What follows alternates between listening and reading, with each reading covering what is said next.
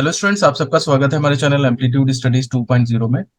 और देखिए, आज हमारे बहुत ही पुराने स्टूडेंट हैं। 2013 से 2016 तक इन्होंने इलेक्ट्रॉनिक्स में डिप्लोमा किया था राजकीय पॉलिटेक्निक शाहजहांपुर में। और उस समय मैं राजकीय पॉलिटेक्निक शाहजहांपुर में ही पोस्टेड था। तो इनको ये फिजिक्स जो है इनकी मतलब मैंने ही पढ़ाई है इन्हें। और उसके बाद इन्होंने वहाँ से डिप्लोमा कंप्लीट किया। और 2016 में उसके बाद फिर इन्होंने सीटीआई एक इंस्टीट्यूट होता है जिससे कि सीआईटीएस कोर्स होता है, तो उसको इन्होंने कंप्लीट किया। और उसके बाद फिलहाल ये जो है इन्होंने बीच में जॉब भी करी है। और फिर उसके बाद इस समय ये एनएसटीआई, और ये इसमें जो है वो ट्रेनिंग मेथडोलॉजी में एज ए फैकल्टी जो है वो काम कर रहे हैं। तो इनका नाम आनंद यादव है। और आनंद, फिर हम आपका स्वागत करते हैं हमारे चैनल में। नमस्ते सर, बहुत बहुत धन्यवाद। हाँ, तो ये जो है वो मैं बता दूं कि काफी क्यूरियस स्टूडेंट थे उस टाइम पे। और काफी कुछ ये अलग से भी पूछा करते थे, अलग से आकर के डिस्कशन भी करते थे। तो इसलिए मतलब कुछ बच्चे ऐसे होते हैं जो बाद तक याद रह जाते हैं, तो उन्हीं में से ये एक थे। तो आनंद, सबसे पहले हम जानना चाहेंगे कि आप कहाँ से हैं और आपके मम्मी पापा क्या करते हैं। क्या थोड़ा सा फैमिली बैकग्राउंड है, थोड़ा उस बारे में। आ, बिल्कुल, बेसिकली सर मैं शाहजहांपुर जिले से तिलहर कस्बा पड़ता है, तो यही का मैं रहने वाला हूँ। और मैंने राजकीय पॉलिटेक्निक शाहजहांपुर से, जैसा आपने बताया, डिप्लोमा किया। उसमें आपने मुझे बहुत अच्छे गुणवत्तापूर्ण ढंग से फिजिक्स पढ़ाया, और मुझे लगता है कि आज भी वो टॉपिक्स मुझे उसी तरीके से याद हैं जैसे आपने बताए। कभी कभी मैं भी कुछ कैंडिडेट को पढ़ाते समय उन टॉपिक्स का सहारा ले लेता हूँ। तो मैंने राजकीय पॉलिटेक्निक शाहजहांपुर से जो इलेक्ट्रॉनिक्स इंजीनियरिंग में डिप्लोमा किया। इसके बाद अपना इंजीनियरिंग कंप्लीट करने के बाद हमने एनएसटीआई देहरादून से इलेक्ट्रॉनिक्स मैकेनिक में ही सीआईटीएस किया। CITS means craft instructor training scheme होता है सर, जो बेसिकली मेरे पिताजी जो है वो भी एक टीचर रहे हैं। उन्होंने मुझे बचपन से ही उन्होंने ही मुझे पढ़ाया। मैथमेटिक्स वो पढ़ाया करते थे, तो मैंने मैथमेटिक्स उन्हीं से पढ़ा। फिलहाल वर्तमान में मेरे पिताजी का भी जो है पिछले वर्ष ही नवंबर में देहांत हो गया है रोड एक्सीडेंट में। तो मम्मी जी हैं, बाकी एक छोटा भाई है जो एडवोकेट है। पिताजी ने ही उसको एलएलबी कराया, मुझे इंजीनियरिंग में भी उन्होंने ही भेजा। तो बेसिकली हमारा यही परिचय है। और तिलहर में मैं छोटे से कस्बे से शाहजहांपुर के हूँ। ठीक ठीक। अच्छा, तो अब ये बताइए कि जी जब डिप्लोमा आप कर रहे थे शाहजहांपुर में, तो क्या आगे का फ्यूचर जी। प्लानिंग है, ये आपके दिमाग में कब से आना शुरू हुआ? सेकेंड ईयर से, फर्स्ट ईयर से, या थर्ड ईयर में आने के बाद? सर, ये अगर फ्यूचर प्लानिंग की बात करें तो शुरुआत में फर्स्ट ईयर में बस इंजीनियरिंग में एडमिशन ले लिया। पिताजी ने बोला कि नहीं, आप कर लो, क्योंकि वो गाइड करते थे। तो फिर जो है फर्स्ट ईयर जब वहां किया, आप लोगों के सानिध्य में बहुत सारी जानकारियां मिली। तो बस बस कैसे हम आगे बढ़ें, कैसे अच्छे से ग्रोथ करें, कैसे चीजों को समझें, ये हमेशा रहा। और फ्यूचर में हमें कुछ ना कुछ करना है, ये दिमाग में जरूर ही रहा। क्योंकि पिताजी टीचर रहे, तो फिर हमारा बेसिकली जो इमोशन है वो टीचिंग के साथ जुड़ा रहा है। तो इसीलिए सर मैंने सीआईटीएस को फिर चुना, ताकि एज ए टीचिंग प्रोफेशन में मैं जा सकूं सर। बिल्कुल बिल्कुल। तो जी ये बताइए हमें, इलेक्ट्रॉनिक्स के फर्स्ट स्टूडेंट का मतलब आप हैं जिनका कि इंटरव्यू ले रहा हूं मैं। तो इलेक्ट्रॉनिक्स के बच्चों को जो जी, धन्यवाद। प्रिपरेशन है वो कैसे करनी चाहिए? किस तरह से वो टॉपिक्स हैंडल करें कि उनको आगे जाके समस्या ना हो? जी बिल्कुल सर, अगर बेसिकली मैं अभी बात करूं, इलेक्ट्रॉनिक्स एक ऐसा सेक्टर है कि जिसमें आने वाला समय बहुत स्वर्णिम समय आने वाला है, और इलेक्ट्रॉनिक्स का स्कोप बढ़ ही रहा है, दिन प्रतिदिन बढ़ रहा है। तो इलेक्ट्रॉनिक्स के अगर एडवांस लेवल की बात करूं, डिप्लोमा लेवल पर कैंडिडेट थ्योरी पर विशेष ध्यान देते हैं। तो मैं हमेशा सलाह दूंगा कि थ्योरी के साथ साथ उसको प्रैक्टिकली जरूर सीखें। आज का जो इकोसिस्टम है वो स्किल पर पूरा फोकस कर रहा है, और हमारी सरकार भी स्किल पर फोकस कर रही है। तो हम थ्योरी के जो कॉन्सेप्ट जो हम पढ़ रहे हैं उसको जरूर लैब में प्रैक्टिकल करें। गलती होगी, सीखेंगे। हम अपने टीचर से पूरा गाइडेंस लें, जैसे कि मैं भी आपसे बीच बीच में फिजिक्स में लिया करता रहता था। मुझे याद है आज भी, जी का मान निकालना मैंने राजकीय पॉलिटेक्निक में वहां सीखा पहली बार। तो ये बहुत सारी चीजें नई जो है पॉलिटेक्निक में मिलती हैं। उनका सदुपयोग करें तो निश्चित ही एडवांस लेवल पर हमें जब हम कोई कोर्स करते हैं या इंडस्ट्री में जाते हैं तो उसका बेनिफिट मिलेगा। मैं फिर एक बार इलेक्ट्रॉनिक्स इंजीनियरिंग के सभी स्टूडेंट से यही कहूंगा कि वो थ्योरेटिकल न बन करके उसका प्रैक्टिकली कैसे यूज किया जाए, जो पढ़ा है उसका एप्लीकेशन जरूर करके देखें, तो बेसिकली उनका बेसिक भी मजबूत होगा और वो स्किल में भी अच्छे होंगे। अच्छा, अब उसके बाद आपके जो डिप्लोमा जब कर लिया उसके बाद की जर्नी थोड़ा सा बताएं, क्या क्या किया आपने। आप जैसा आप जानते हैं कि डिप्लोमा के समय से ही स्टूडेंट लीडरशिप में मैं सक्रिय था, तो हम्म। उसके साथ साथ में वहां भी मैं जुड़ा रहा।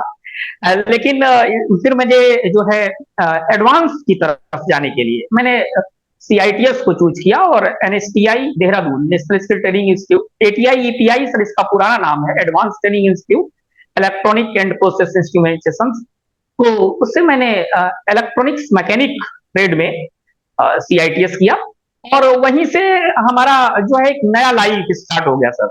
यहाँ से परिवर्तन ये हुआ कि वहां से हमको एक जॉब का वहीं से ऑफर मिला और हमने प्रधानमंत्री कौशल केंद्र में ज्वाइन किया। फर्स्टली हमने as a trainer, handset repair engineer trainer के रूप में ज्वाइन किया। 6 महीने के अंदर ही हमें प्रमोशन मिल गया और एज ए ब्रांच मैनेजर हमारी पोस्टिंग PMKK कानपुर नगर में कर दी गई। यहाँ मैंने एज ए ब्रांच मैनेजर रहते हुए भी मैं हमेशा इलेक्ट्रॉनिक के कैंडिडेट से मिलता था और उनको प्रैक्टिकली और थ्योरेटिकली हमेशा कुछ ना कुछ पढ़ाता भी रहता था। तो इसके बाद फिर एक रिक्वायरमेंट आया तो DGT की तरफ से, तो उस रिक्वायरमेंट में हमने फुलफिल किया और हमारा क्योंकि एक्सपीरियंस क्राइटेरिया सब चीजें फुलफिल हो रही थी, एजुकेशन क्वालिफिकेशन फुलफिल हो रहा था, तो फाइनली उसमें सिलेक्शन हो गया। तो NSTI इंदौर में आजकल मैं ट्रेनिंग मेथोडोलॉजी पे एज ए फैकल्टी जैसी मैं वहां पर काम कर रहा हूँ। बहुत अच्छी बात है। और हम जानना चाहेंगे, बीच में कोई और जॉब भी करी आपने, कुछ ऐसा। नहीं सर, और मैंने कोई जॉब नहीं की। डिप्लोमा के बाद मैंने फिर जो है सीधा वैसे एक जो है हमारा प्रोसेस चलता रहता है, लेकिन बेसिकली ये जो CITS के बाद की अगर हम जॉब की बात करें तो हमने कोई गैप ही नहीं दिया है सर। CITS के बाद हमने PMKK ज्वाइन किया और जिस दिन मैंने PMKK से रिजाइन किया है बस अगले दिन मैंने NSTI ज्वाइन कर लिया, तो ऐसा कोई गैप नहीं रहा और किसी जॉब के लिए। बहुत अच्छी बात है। और नहीं फिर भी जहां हाँ। तक हाँ, जी, हम समझें कि इस समय का जो वर्तमान समय है वो ये है कि एक प्रेशर बच्चों के दिमाग पर जरूर रहता है जॉब को पाने का। तो उसमें मैं सिर्फ उनको ये कहना चाहूंगा कि दिमाग में इस चीज का प्रेशर लेकर के कोई नहीं है, क्योंकि आप तनाव में जब आ जाते हैं तो आप अपना जो स्किल है उसको भी भूल जाते हैं और बैलेंस सिचुएशन से आउट हो जाते हैं। तो जॉब मिल जाएगी नहीं मिल जाएगी इसके तनाव को लेकर के आप अपना सत्कर्म करते रहे जॉब को पाने के लिए, और न सिर्फ जॉब को पाने के लिए अपने को स्किल्ड बनाए रखने के लिए जरूर प्रैक्टिस करते रहें। और जरूरी नहीं है कि कोई एक सरकारी जॉब ही तुरंत मिल जाए। आप डिप्लोमा करने के समय जब आप समर ट्रेनिंग करते हैं वहां भी अगर आपको अच्छा मौका मिल रहा है तो आप अप्रेंटिसशिप कर सकते हैं, और अप्रेंटिसशिप के साथ ही साथ आप कंपनी में किसी इंडस्ट्री में भी जॉब कर सकते हैं ताकि आपकी स्किल अपॉर्चुनिटीज बढ़े।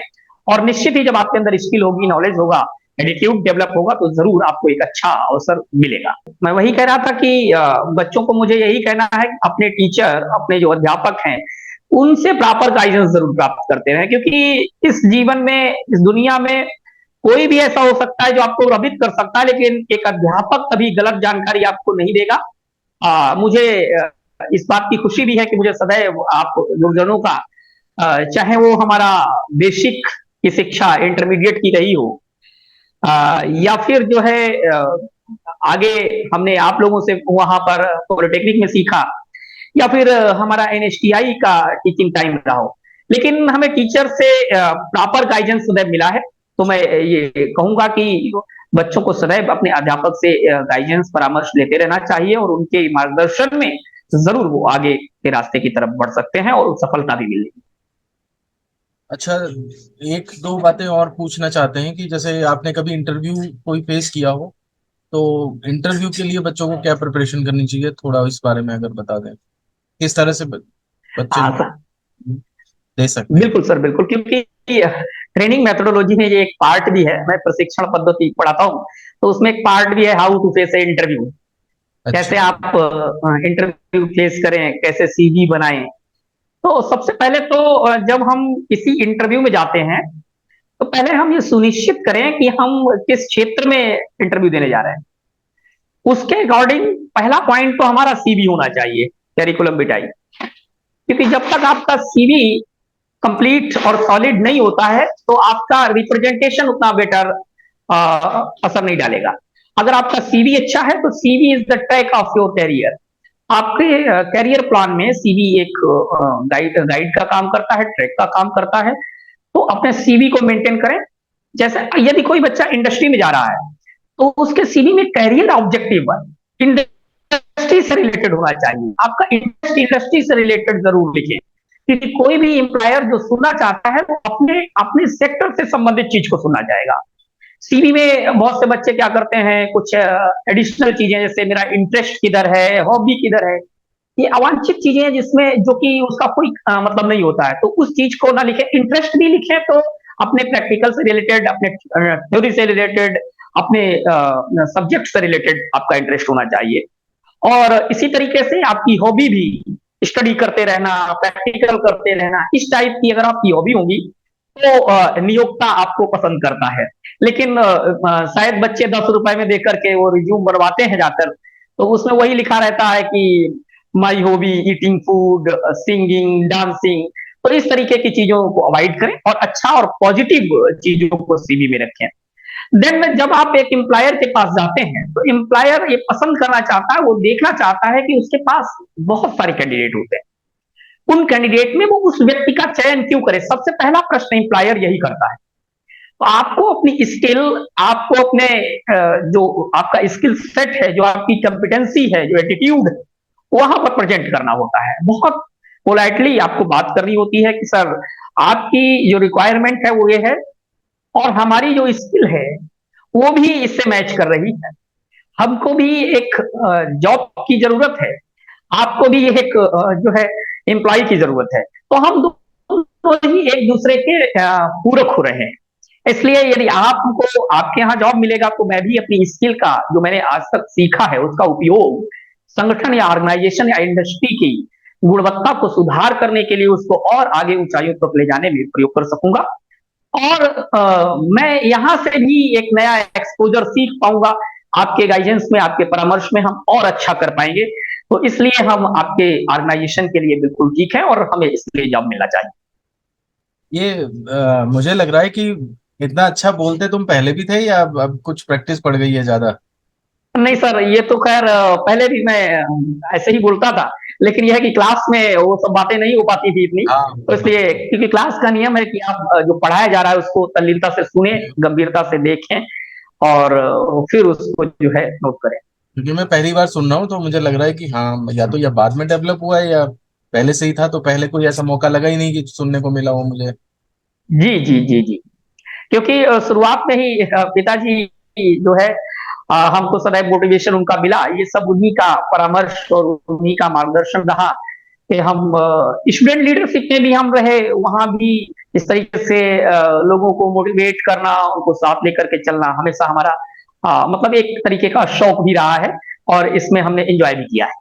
एक बात बताएं हमें कि जैसे आजकल ये 2-3 साल 4 साल से ज्यादा ट्रेंड देखा जा रहा है कि जो आजकल के स्टूडेंट्स हैं वो अब, जैसे जैसे ये कोरोना आया और उसके बाद उस टाइम पे जो ऑनलाइन स्टडी की परंपरा स्टार्ट हुई, और कॉलेजेस वगैरह में भी ऑनलाइन क्लासेस हुई, और ये जैसे नोट्स की फोटो खींच लेना, बुक की फोटो खींच लेना, या नोट्स की पीडीएफ अवेलेबल करना, तो ये चीजें जो जब से आई हैं, तो जी बच्चों में जो है अपने खुद के नोट्स बनाने की टेंडेंसी जो है वो काफी घट गई है। और बच्चे बस ना नोट्स जी बनाना चाहते हैं, ना लिखना चाहते हैं उसे कुछ भी, और बस एग्जाम टाइम में बस पीडीएफ चाहते हैं और सोचते हैं उसी से तैयारी कर लें। मैं हर एक बच्चे की बात नहीं कर रहा, लेकिन मैक्सिमम यही है, जी क्योंकि एग्जाम के एक दिन पहले तक बच्चे जो है वो पीडीएफ वगैरह ढूंढते रहते हैं। और तो ये चीज मैं तो जी समझता हूँ, जब हमने आप लोगों को पढ़ाया है, तो उस समय तो मैं प्रॉपर नोट्स हर एक बच्चा बनाता था, और जब हम कॉपी चेक करते थे तो बच्चे दिखाते थे वो जी। नोट्स बने हुए। लेकिन आजकल जो है वो 2-3 साल से टेंडेंसी कम हो गई है। तो ये कहाँ तक सही है या गलत है, क्या इसमें सुधार होने की गुंजाइश है? थोड़ा इस बारे में अगर बता सकें आप। आपका प्रश्न बहुत अच्छा है सर, और वर्तमान समय को देखते हुए ये प्रश्न बनता ही है क्योंकि जब से शायद ये हमारा मोबाइल सिस्टम एजुकेशन में आया, विशेषकर कोविड काल से, तो कैंडिडेट का बिल्कुल नोट की तरफ ध्यान नहीं जाता है, नोट्स का ध्यान नहीं जाता। जबकि ट्रेनिंग मेथोडोलॉजी में हम इस चीज को पढ़ाते हैं, जो हमारे यहाँ इंस्ट्रक्टर ट्रेनिंग आते हैं उनको हम जरूर बताते हैं कि नोट्स का क्या वैल्यू होता है, वैल्यू ऑफ नोट टेकिंग। ये एक हमारे यहाँ एक टॉपिक है। तो नोट टेकिंग का जो वैल्यू होता है बहुत इंपॉर्टेंट होता है, क्योंकि जब कोई कैंडिडेट, जब उसको पढ़ाया जा रहा है, जब टीचर अपने अनुभव एक्सपीरियंस के साथ में, क्योंकि टीचर जब टीचिंग करता है तो वो ना सिर्फ पुस्तक में लिखी हुई कोई चीज बताता है, बल्कि अपने अनुभव को भी उसमें इंक्लूड करके टीचिंग करता है। तो इस दौरान कैंडिडेट को चाहिए कि वो जो इंपॉर्टेंट पॉइंट्स टीचर के द्वारा बताए जाते हैं उनको जरूर अपने नोट्स पर लिखें। इससे क्या होता है कि एक वार्क मॉडल होता है सर। वार्क मॉडल ये कहता है कि हमारा जितना सेंस ऑर्गन एक्टिव होगा, जितनी ज्ञानेंद्रियां हमारी जागृत होंगी स्टडी के समय, लर्निंग के टाइम, हमारी लर्निंग उतनी ही ज्यादा मजबूत होगी। वार्क मीन्स विजुअल, ऑडिटरी, रीडेबल और एनेस्थेसिस। मतलब आप देखें भी, सुने भी, लिखें भी और पढ़ें भी। तो इसमें अधिक से अधिक हमारी एक्टिविटीज जागृत हो जाती हैं, एक्टिविटीज होती हैं, तो इससे हमारा जो सीखने का परसेंटेज है वो बढ़ जाता है। ऐसी बहुत सारी थ्योरीज हैं जो बहुत बहुत मनोवैज्ञानिकों ने बड़ा रिसर्च के बाद दी है। तो नोट टेकिंग की वैल्यू बहुत बड़ी है। अगर आप नोट करते हैं तो जिस समय टीचर ने बताया वो आप सुन रहे होते हैं और सुन के आप लिखते हैं।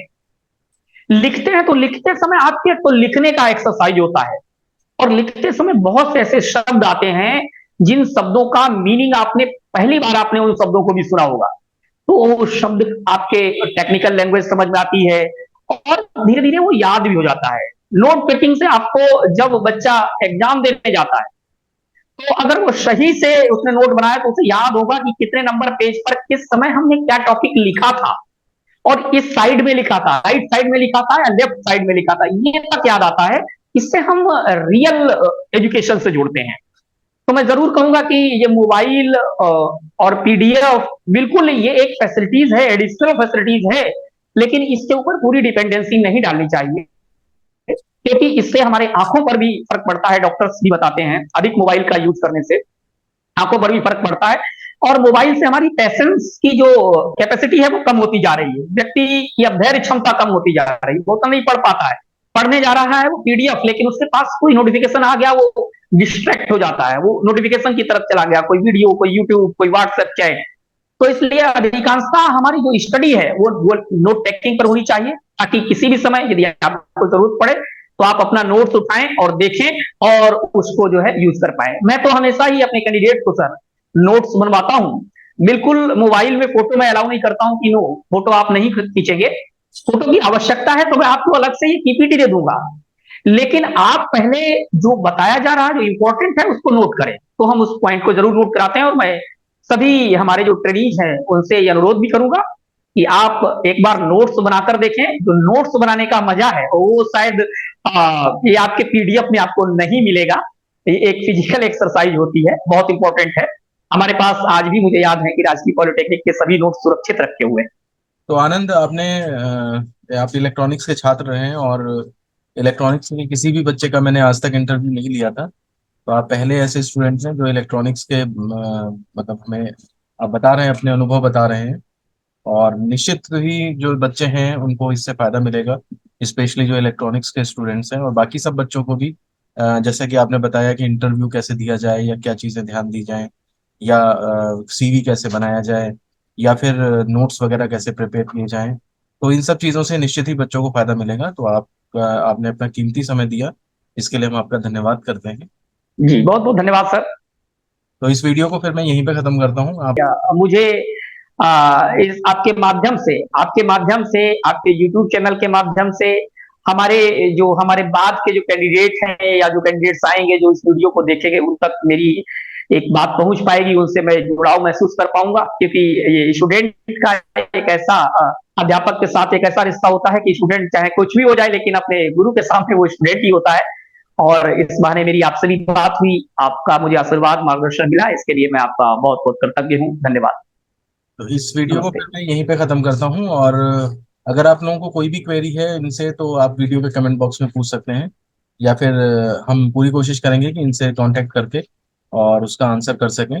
साथ ही साथ जैसे कि इन्होंने बताया कि ये CITS या CTI या NSTI में एज इंस्ट्रक्टर काम कर रहे हैं। तो एक नेक्स्ट वीडियो में हम इनसे बात करेंगे, और किस तरह से वो कोर्स करके और क्या उसमें फर्दर प्रोसीडिंग्स हैं, क्या उसके बारे में डिटेलिंग है, वो सारी जानने की कोशिश करेंगे। तो फिलहाल इस वीडियो को यहीं पे खत्म करते हैं, मिलते हैं आपसे नेक्स्ट वीडियो में। धन्यवाद।